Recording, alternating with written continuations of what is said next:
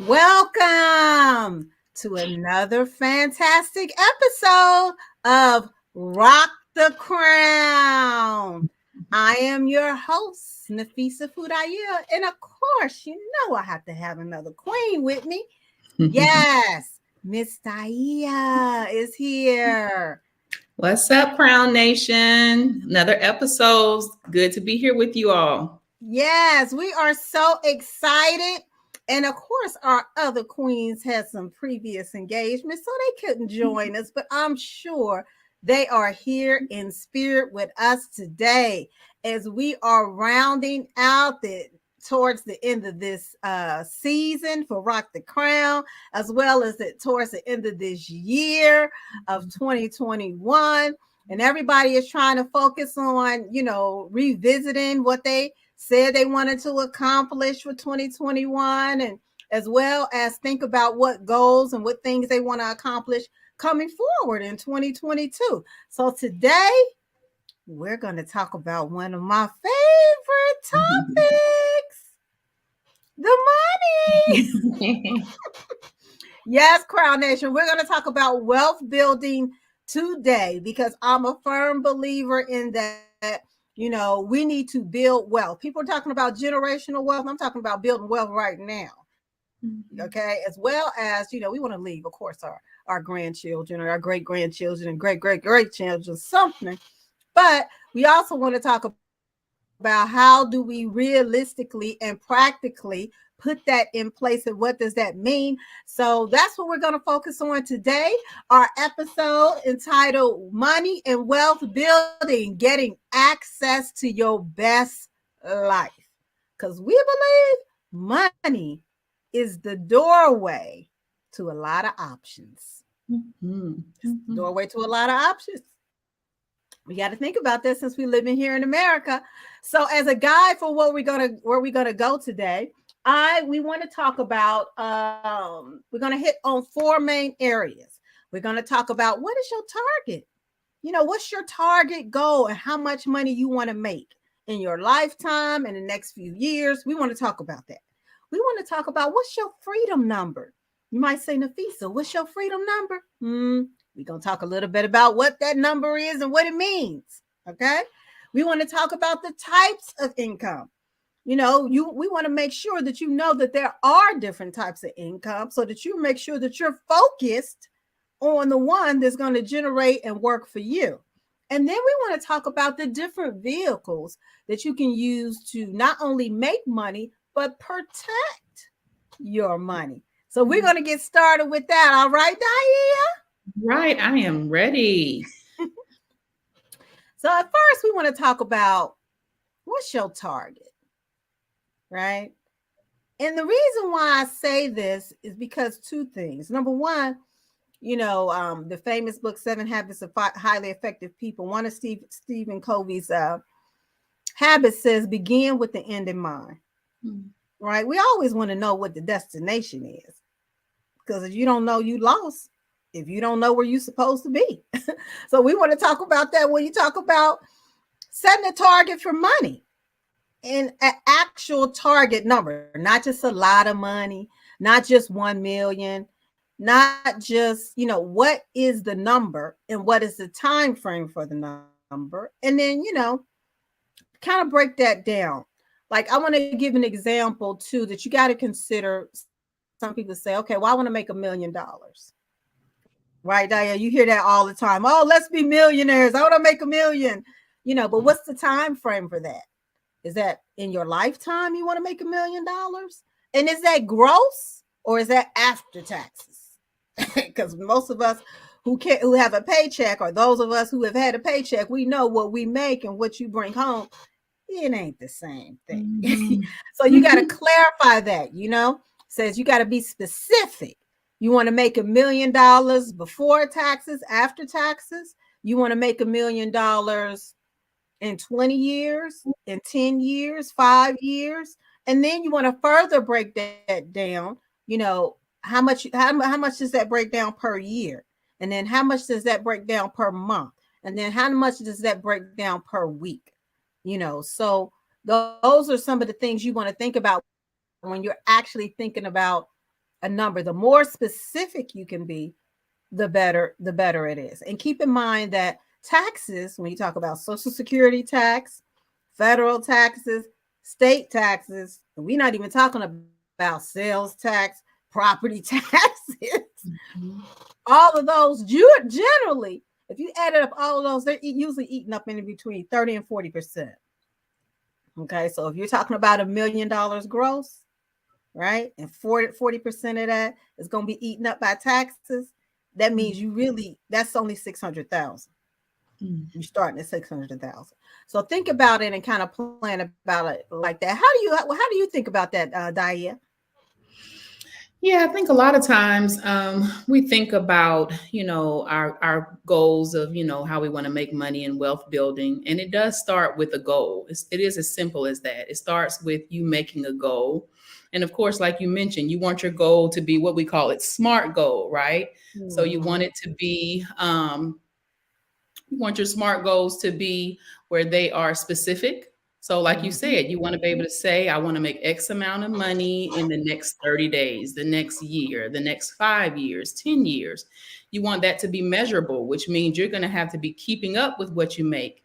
A lot of times when I have bookkeeping clients, I'll ask them, so how much did you make this year? And there's a puzzled look on their face like, oh, well, especially our, business owners, because we're so busy in the day-to-day operations that we're not really tracking exactly what we're making.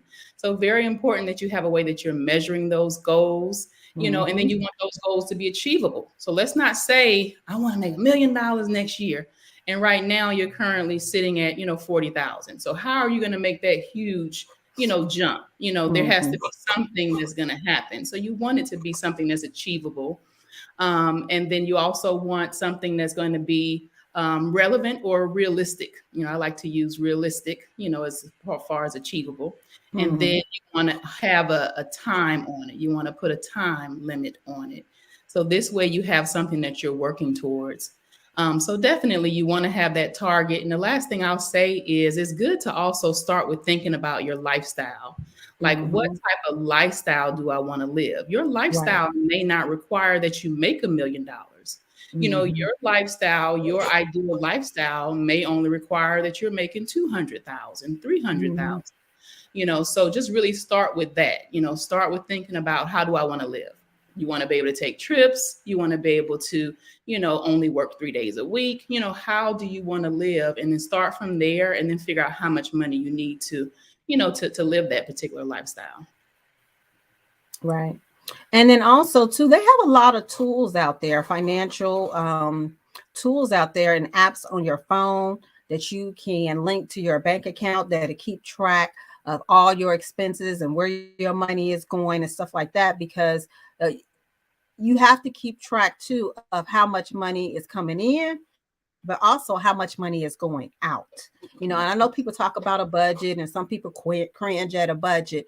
I'm not one of those people who believe that you have to be so focused on, every single penny that goes out, but you need to have a very good handle on what is going out so that oh, am I being wasteful? Is this something, so that you're actually making a conscious decision about where your money is going. And, it just makes you more conscious. Another thing too, you want to kind of set up your environment. If you don't just or have a book and write it down and say, I want to make $1 million or 500,000 or whatever it is.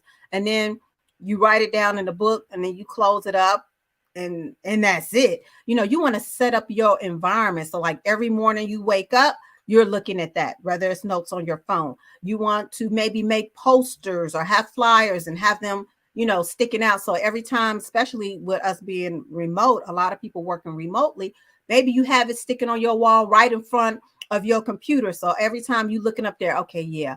Or, whatever, if that breaks down to 2,500 for the week or whatever, okay, you need to be looking at that. Go, okay, that's 2,500. Okay, where am I at right now?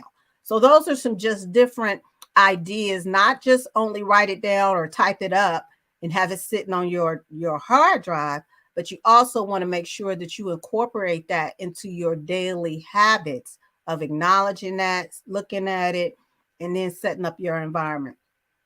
Next thing we want to talk about is what is your freedom number, right? Mhm. And the reason why I wanted to talk about this is because a lot of people think about, how much money they want to make, but then maybe they're constrained by their current job on how much they can make, or maybe they like their job, but they're constrained. Their job constrains them in terms of time because they have to spend so much time on their job. They don't necessarily have the time to really put in to generate a lot of other income to reach whatever that number is.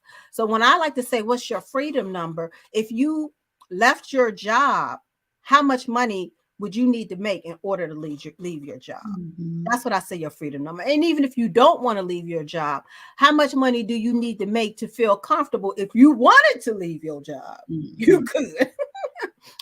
So what is that number? If you're making $80,000, if that's your salary, you may not need to make that much in terms of actually leaving, because that number entails a lot, right? So in terms of stuff that you can't even write off because you're an employee versus being a business owner. So maybe your freedom number is only $60,000. If you started a business or something where you're generating $60,000 a year, that in a business, that may be enough for you to be like, you know what? Okay, cool. That's equivalent to what my job is. I'm leaving my job. So Mhm. if that's what you want to do, or how much money do I need to make on a regular basis? Maybe it's $60,000 for you to feel comfortable to and still stay at your job. But if you needed to leave for whatever reason, you could.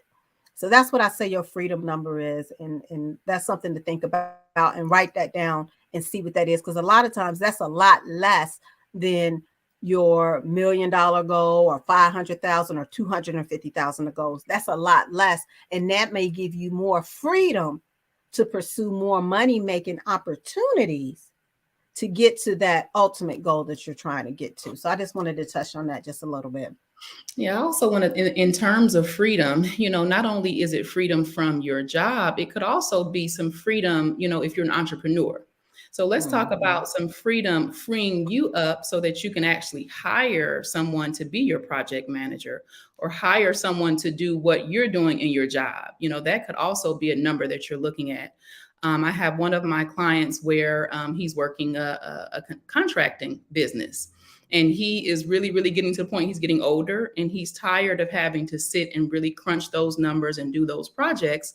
And I said, well, how much would it take for you to, to make, how much money would you need in order to pay for someone, to hire someone to do what you do? So now you can Right. come back and oversee your business or oversee your businesses, and move on to something different. Because sometimes we kind of get burnt out with our business. We kind of reach that point where, okay, it's kind of working on its own. I'm ready to do something different. I'm ready to get into some real estate. I'm ready to get into this. But sometimes we find that even our businesses we can put shackles on ourselves with our businesses.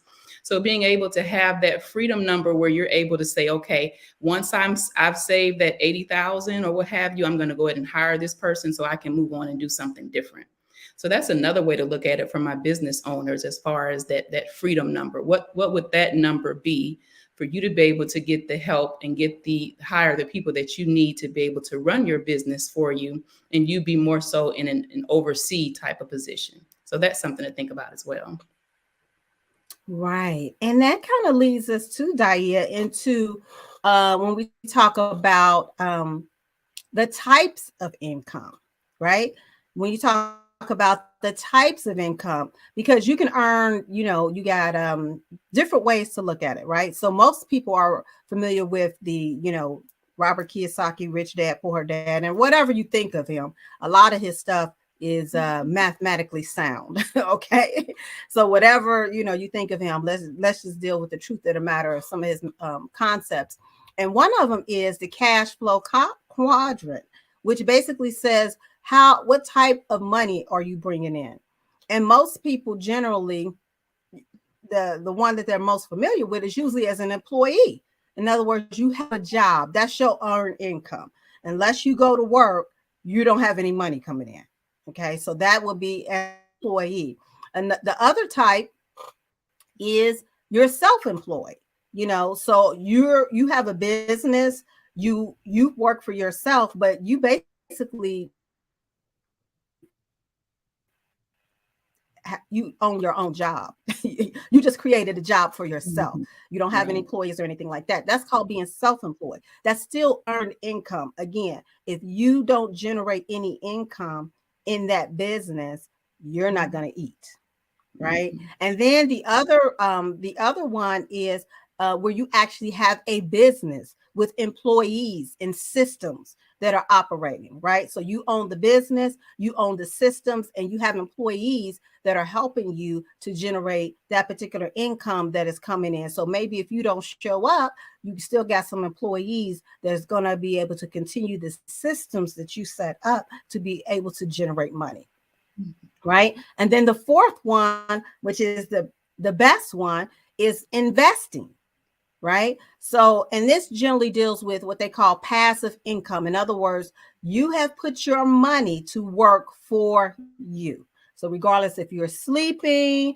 if you didn't go into work that day, you still have either investments or assets that you have bought with your money that are generating more money and more cash flow. And Warren Buffett said the best thing is to move from earn income to passive income. So when your passive income exceeds your earned income, then you can start to relax, right? Because if heaven forbid, if you get an accident, if you get laid off, a lot of people might have experienced through the pandemic where they just didn't have any work or their business shut down. Well, if you got passive income, it's operating irregardless of whether things shut down or not, right? It's still coming in because your assets are still generating that. So that's another thing when you trying to strategize your goals and how much money you want. You want to say break it down into what type of income that you really want to get to eventually. And of course, the goal is going to be passive income, which can be generated different types of vehicles, Mhm. right? So they can be generated different types of ways, from if you wrote a book, right? You just do that one time. And if you sell that book, every time you sell that book, it generates royalties or it generates income for you. So if you put it on Amazon, you might have did some little marketing or something at the beginning or put it on Audible, right? Then every time that book sells, whether you sleep or not, it's generating income for you. The same thing with music, the same thing with those are like royalties, but other areas, well, which we're going to talk about different vehicles for generating real estate. But I just wanted to give you an example when I say passive income. That's one of the things that I mean. Also, if you own stocks or investments, you got 401k or mutual funds, and they're pushing out dividends, those dividends are being generated, right? Whether you're doing something or not, because you have already invested money in assets that are generating that type of income. So just Mhm. keep that in mind to distinguish the types of assets as well. And then the last thing that we want to talk about, Daia, is we want to talk about some of the 10 things that you want to make sure that you have in your wealth building arsenal. The 10 things. What's the first? You want to talk about the first one, Daia? Okay, sure. Because that's where I'm passionate about, very passionate about land and real estate. So these are both, very excellent tools for building wealth. You can buy a house this year, and then, 2 to 5 to 10 years later, that house is going to appreciate. So just by the house, the values around the house, is going to add more value. So that's, one way that you're able to do it. And also, of course, you can buy and then sell. So if you buy, land or buy, a property, and then, 2 years later it appreciates, you can sell it. And then that's the profit that you'll be making off of it. So those are very, very, very excellent sources. Most of the richest people of the world, they always have, this one, they always have some type of investments in land and in real estate. So that I think that's why it's listed at number one. So are we talking about that first? Because that's one thing. And it's very easy to get into. Even when you're buying your first home, that's an investment. Even though you're going to live there, but you're buying your first home and that's your investment. That's why when I purchased the home that I purchased 1 year ago, I stopped looking for dream home. I said, this is just the first home that I'm going to purchase. Okay. So I said, I'm not going to go and make sure it has, all 10 of the things that I want or 20 of the things that I want in it. This is the first home. And, after a while, once I grow and my family grows, then I'll, leave that, rent it out or sell it, so it's just a tool. It's a wonderful tool to be able to build wealth. Right. And there's so many different ways to use real estate as a tool too. So, which Dia talked about, some of the different ways, but make no mistake about it that it needs to be in your arsenal and a major part of it. And just to give you an idea, she talked about, rich people always have it as part of their portfolio. I think it was last year or the year before. No, last year, I think they came out and said that Bill Gates and Jeff Bezos of Amazon were buying thousands and thousands of acres of land. They were just buying thousands of acres in all these different locations. And they talked about them going on basically a buying spree to buy up all this land, and all that is about future. It's about future. So don't just think about, if you think, well, I already have my home and I just have already, one real estate thing.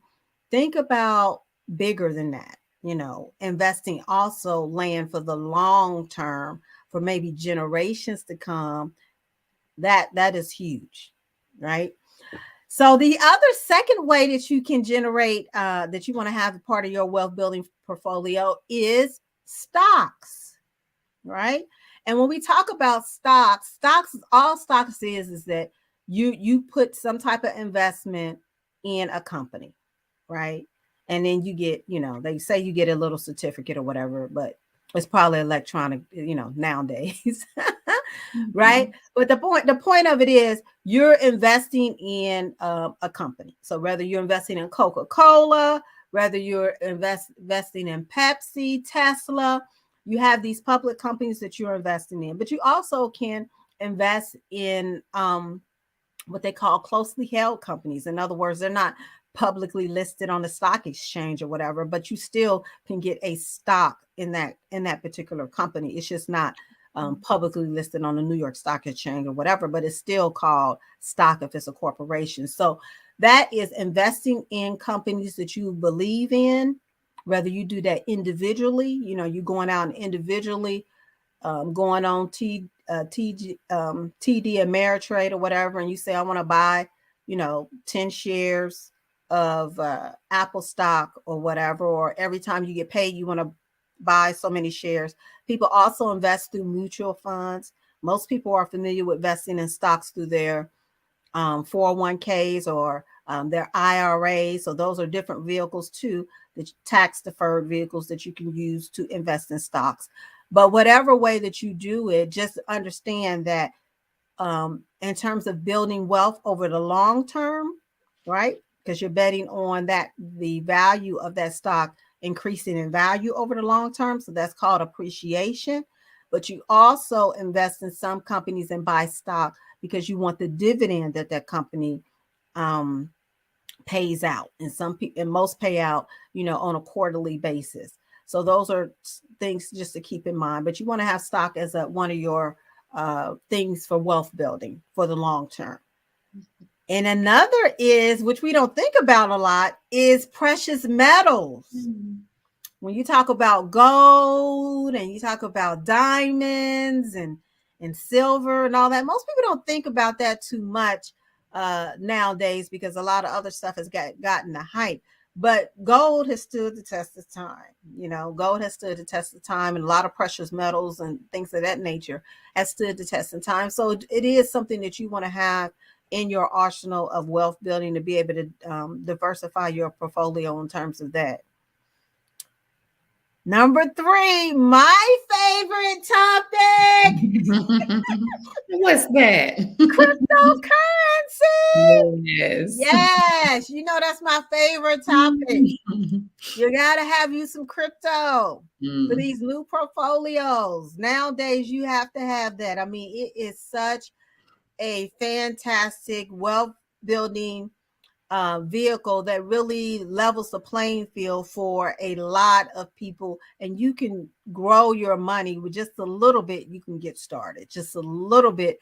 You can get started and get started. So I would encourage everyone to get educated about it. They have videos on YouTube that anybody can look at, right?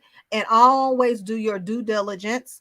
Follow verifiable sources. I myself have a segment that I do every Monday called New Money Mondays, and that's all I talk about is crypto. So you can view, some of my past episodes. I've been doing it all year, every Monday, and it's again a great vehicle for you to be able to invest in for the long term. And then for those who may be interested in trading to generate income on a daily basis or weekly basis, that it's a great vehicle to do that as well. So those two ways that you can generate money using cryptocurrency, you definitely want to have it in your arsenal because it is definitely becoming more and more commonplace and mainstream in the future. The 5th one, you want to talk about that, Dahia? I sure do. So the fifth one is another category of building wealth, and this one is life insurance. So very, very important. A lot of times we think life insurance, we just think of like a burial policy, right? You just think, okay, just enough to bury me. But also, a life insurance policy can also be a way of you passing down wealth to your children, wealth to your grandchildren. You can get a policy, that would also not only passing down wealth, but also, helping your children with any debt that you may have incurred. So you always want to make sure that your life insurance would cover, maybe your house. So this way you can leave your children the family home.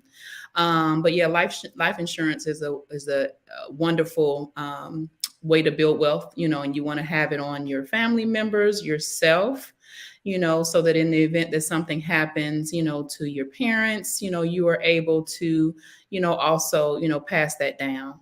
That's how a lot of millionaires today, they became millionaires because they have received some type of inheritance.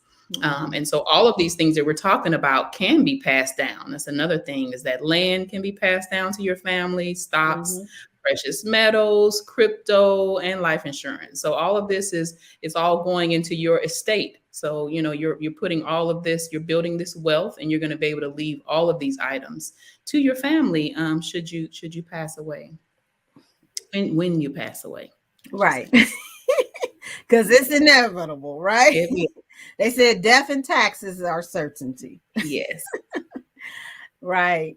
And then the 6th one is owning an LLC. And we put this on here because particularly here in America, you got to think about what systems are in place in this economy and how the systems were built and who they were built to benefit. And remember earlier I told you about taxes, right?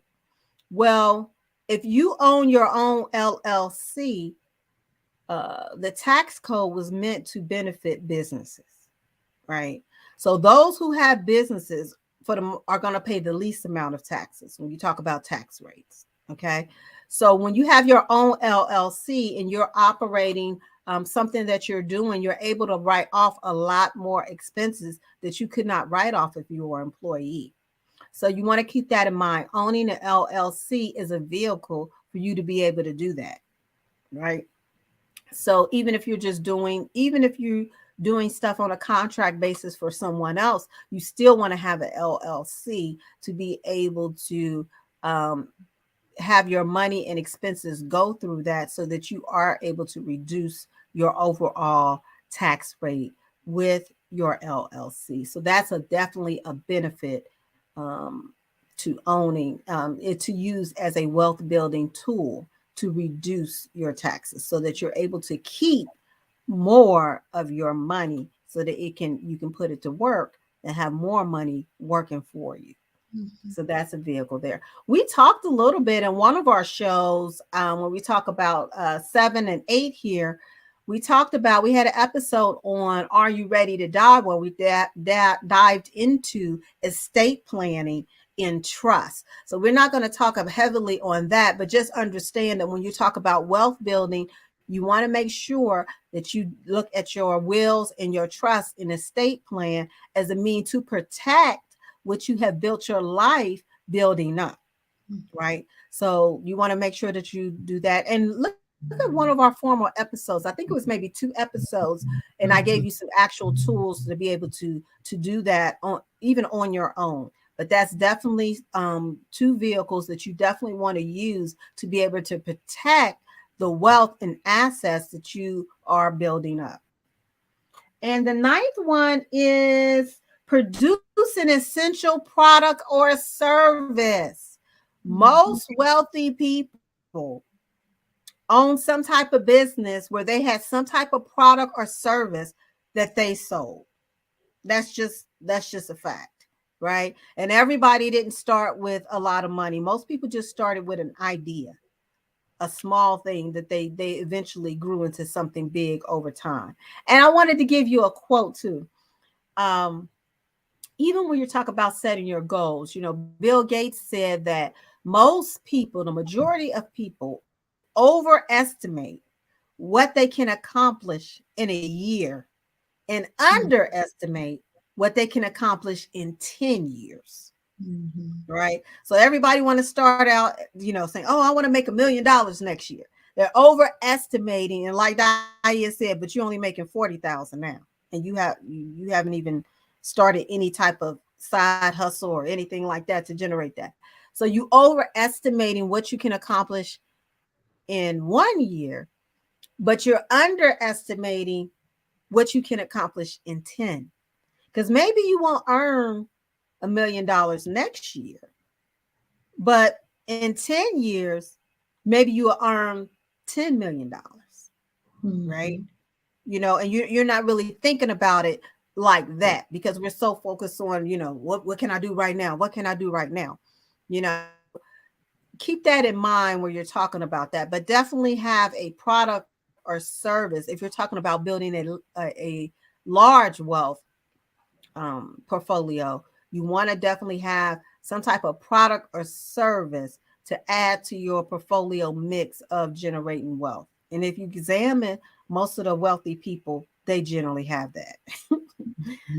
And the final thing, number 10, that you want to have is what, Dia?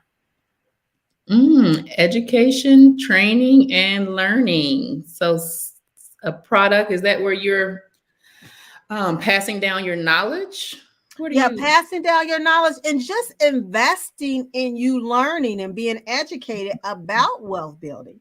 Mhm. People talk about financial literacy, and that's a big thing. Even in a lot of companies now, as one of the benefits, they have like these lunch and learns where somebody will come in and talk about something related to financial literacy or whatever, like as a benefit for their employees. So just making sure that you are continuously educating yourself about what's going on with your investments, what's going on in terms of being open to opportunities out there, learning about, different vehicles that you might want to get in. Maybe you focus on 2021, you focus all on real estate and you get into learning all about that and what that means. And then 2023, you get all into crypto, learning about what that is.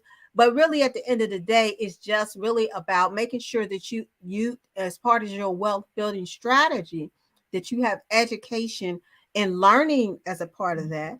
And not only that, but you can have teaching as a part of that. Mhm. Because a lot of the new millionaires nowadays, a lot of them have some type of a course or workshop or Mhm. seminar or Mhm. webinar Once they learn how to do something, then they start teaching other people how to do that, and then use that as a money generating vehicle as well.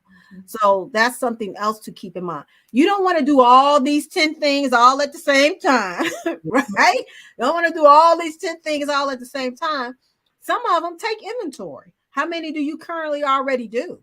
You know, like I currently do, I think about 6. I think I have 6, maybe 7 on here that I currently do. They're not all at the same level, right? So maybe you take inventory of these 10 things. What do I already do? Okay. And then say, okay, well, which ones do I see the most potential in that I can grow, you know, the quickest, and focus on that. And then once you get that stabilized, then you start learning and bringing in another one that you want to use. So that kind of would be my advice on there. But you do want to make sure that you have your will and possibly a trust in place as protection. Make sure you have that as a priority, to get. Yeah. You got any closing remarks before we? I just want to say, as we move into this new year, be sure that you take some time, take a moment to sit with a pen and a pad and really try to figure out what you want to do, as far as building your wealth, and really do it with yourself and your family in mind, both, even generations, we really need to, change our mindset to not only thinking about ourselves and our immediate family, but thinking about, the young ones that we're, going to bring, that will come after us. So yeah, so happy, may the new year be bright and cheerful for everyone and prosperous, and I hope that these tips will help us, as we, move into the new year. Right. And so we would just want to say thank you for joining us. We also just want to make sure that we keep the right mindset about wealth. Wealth, again, it's a doorway, right? And you have to use your intelligence and your productive capabilities to be able to maximize and actualize your potential as an individual, and then that your people around you, and then your community. Really, wealth building is really an obligation because we've been entrusted with this creation. And so we want to make sure that we strive to maximize what we can maximize ourselves, the influence that we have over others, and our contribution to the community and to the world. It's an obligation that we're going to be held accountable for. So definitely we want to use wealth as a tool to be able to maximize that. So we want to thank you and us on another episode of Rock the Crowd. Till next time, peace.